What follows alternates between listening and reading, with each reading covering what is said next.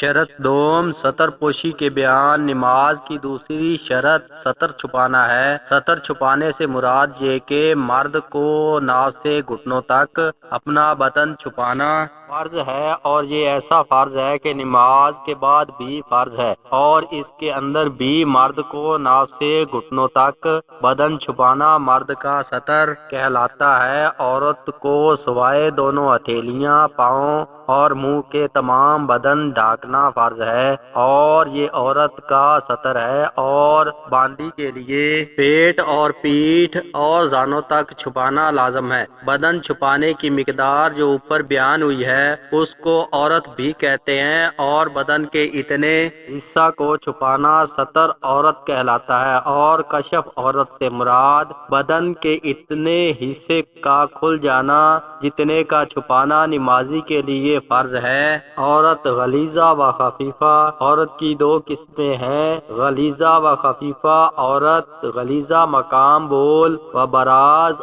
اور اس حصہ بدن کو کہتے ہیں جو مقام بول و براز کے آس پاس ہو۔ اس کے علاوہ جتنا حصہ بدن کا چھپانا فرض ہے وہ عورت خفیفہ کہلاتا ہے۔ 4 سال کے لڑکے اور لڑکیاں صغر سنی میں داخل ہیں، یعنی ان کا بدن ڈھانکنا ضروری لازمی نہیں، تاہم شروع ہی سے بدن ڈھانکنے کی عادت ڈالنی چاہیے۔ 4 برس سے لے کر 7 برس تک بچوں کا مقام بول و براز چھپانا چاہیے پہلے سے زیادہ تاکید کے ساتھ، اور 7 برس سے 10 برس تک کے بچوں کا مقام بول و براز اور اس کے آس پاس کا حصہ واجب الستر ہے۔ بڑوں کی طرح 10 برس سے زائد عمر کا بچہ جوانوں کے حکم میں ہے، یعنی اس کو جوان آدمی کی طرح اپنا بدن چھپانا چاہیے، اور 15 برس کا لڑکا حقیقی جوان ہے جو عورتوں میں نہیں جا سکتا۔ نوٹ یاد رہے، ایک پستان، ایک خصیہ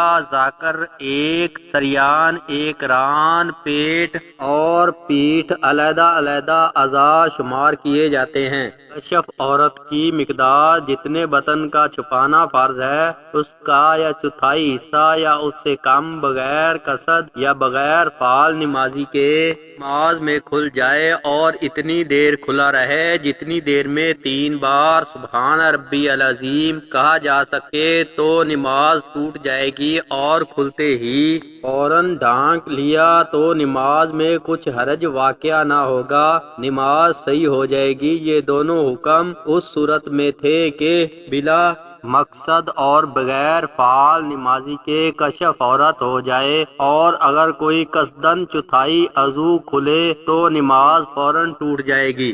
اگر چند اعضاء کا تھوڑا تھوڑا حصہ کھل جائے اور اس کی مجموعہ کی مقدار ایک چھوٹے عضو کی چوتھائی کے برابر نہ ہو کچھ حرج نہیں ہے۔ اگر چوتھائی کو پہنچ جائے تو پھر نماز ٹوٹ جائے گی۔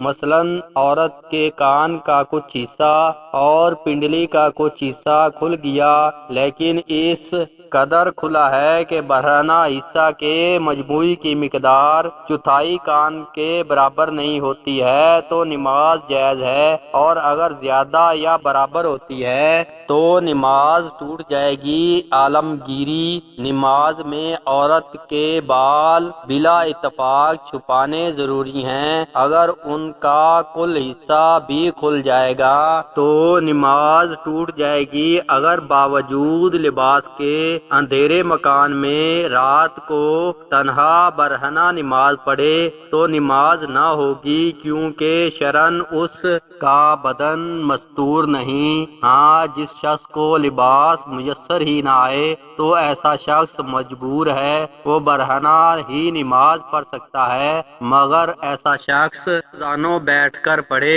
اور رکوع و سجود اشارہ سے کرے۔ اگر برہنہ شخص کو کوئی کپڑے دینے کا وعدہ کرے اور اس کو کپڑے ملنے کی قوی امید ہو تو نماز کے اخیر وقت تک انتظار کرے۔ نماز کے مستحب کپڑے۔ مرد کے لیے 3 کپڑوں سے نماز پڑھنی مستحب ہے۔ وہ 3 کپڑے یہ ہیں: پاجامہ، کرتا اور عمامہ۔ اگر عمامہ نہ ہو تب بھی نماز ہو جائے گی، لیکن صرف پاجامہ سے مکروہ ہے۔ عورت کے لیے بھی نماز میں 3 کپڑے مستحب ہیں، پاجامہ، کرتا اور دوپٹہ۔ اگر 2 سے بھی پڑھ لی جائے تو جائز ہے، ایک کپڑے سے بھی ہو جاتی ہے مگر اس وقت جبکہ اس سے تمام بدن ڈھک جائے۔ شرط سوم طہارت لباس۔ نماز کی تیسری شرط کپڑوں کا پاک ہونا ہے۔ کپڑوں کے پاک ہونے سے مراد یہ ہے جو کپڑے نماز پڑھنے والے کے بدن پر ہوں، جیسے کرتا، پاجامہ، عمامہ، اچکن، کوٹ اور دوپٹہ وغیرہ، ان سب کا پاک ہونا ضروری ہے، یعنی پہنے ہوئے کسی کپڑے پر نجاست غلیظہ یا خفیفہ نہ لگی ہو۔ اگر نجاست غلیظہ 1 درہم یا اس سے کم اور یا نجاست خفیفہ چوتھائی کپڑے سے کم لگی ہو تو نماز تو ہو جائے گی مگر مکروہ ہوگی، اور اگر مذکورہ مقدار سے زیادہ نجاست غلیظہ یا خفیفہ لگی ہوگی تو نماز نہ ہوگی۔ یاد رہے جو کپڑا نمازی کے بدن سے ایسا تعلق رکھتا ہو کہ اس کی حرکت کرنے سے وہ بھی حرکت کرے تو ایسے کپڑے کا پاک ہونا بھی شرط ہے۔ پس اگر عمامہ کا ایک کنارہ ناپاک ہو اور پاک کنارہ باندھ کر نماز پڑھی جائے اور ناپاک کنارہ نمازی کے ہلنے سے ہلتا ہو تو نماز نہ ہوگی۔ مثلا کسی کے پاس کوئی ایسا کپڑا ہے کہ جس کا چوتھائی سے کم حصہ ناپاک ہے، اس کے سوا کوئی دوسرا کپڑا موجود نہیں اور نماز کا وقت بھی جا رہا ہے تو اسی کپڑے سے نماز پڑھ لینی چاہیے۔ اگر چوتھائی حصہ سے زیادہ ناپاک ہے تو پھر بھی یہی بہتر ہے کہ اسی کپڑے سے نماز پڑھ لے، ننگا نہ پڑے۔ مثلا اگر کسی نے نماز پڑھ چکنے کے بعد اپنے کپڑے پر نجاست لگی ہوئی دیکھے اور یہ معلوم نہیں کہ کب لگی ہے تو نجاست کو اسی وقت دھو ڈالے اور کسی نماز کا ادا ضروری نہیں، نجاست کتنی ہی ہو۔ مثلا اگر ایسے استر دار کپڑے پر نماز پڑھی کہ اس کے اندر والے حصے پر کوئی نجاست لگی ہوئی ہے تو اگر وہ سلا ہوا ہے تو نماز نہ ہوگی، اگر سلا ہوا نہیں ہے تو ہو جائے گی۔ شرط چہارم طہارت مکان۔ نماز کی چوتھی شرط نماز پڑھنے کی جگہ کا پاک ہونا ہے، یعنی نماز پڑھنے والے کے دونوں قدموں، گھٹنوں، ہاتھوں اور سجدہ کی جگہ کا پاک ہونا لازمی ہے۔ اگر نماز پڑھنے کی جگہ تو پاک ہے مگر آس پاس بدبودار نجاست ہے تو ایسی جگہ نماز تو ہو جائے گی مگر بہتر یہ ہے کہ ایسی جگہ نماز نہ پڑھی جائے۔ اگر لکڑی کے تختے یا پتھر یا بچھی ہوئی اینٹوں پر یا کسی اور ایسی ہی سخت اور موٹی چیز پر نماز پڑھی جو اوپر سے تو پاک ہے مگر نچلا حصہ ناپاک ہے تو کچھ حرج نہیں۔ مثلا اگر ایسے پتلے کپڑے پر نماز پڑھے جس کے دوسرے رخ پر نجاست لگی ہو تو نماز درست نہ ہوگی۔